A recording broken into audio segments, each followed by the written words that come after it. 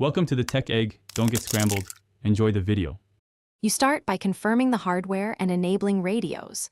Open Device Manager to verify a Bluetooth adapter exists. Drivers should show without error.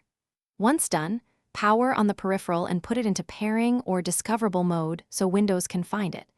Make sure airplane mode is off and the PC's Bluetooth toggle under Settings Devices Bluetooth and Other Devices is switched on. This gets both ends ready. Next, we'll actually pair and manage connections.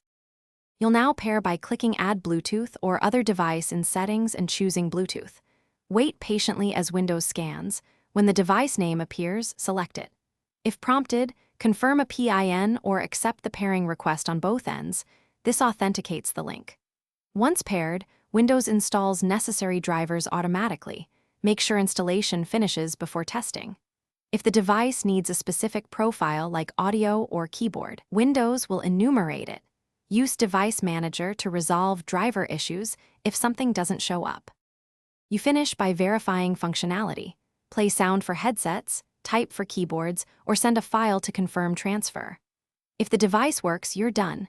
If not, make sure it's set as default where applicable and reconnect via Settings Bluetooth and Other Devices. For common failures, restart the Bluetooth support service, run the Windows Bluetooth troubleshooter, and update or roll back drivers in Device Manager. If pairing repeatedly fails, remove the device and pair again. This clears stale profiles and often resolves stubborn issues. Thanks for watching. Consider subscribing if I helped unscramble your problems.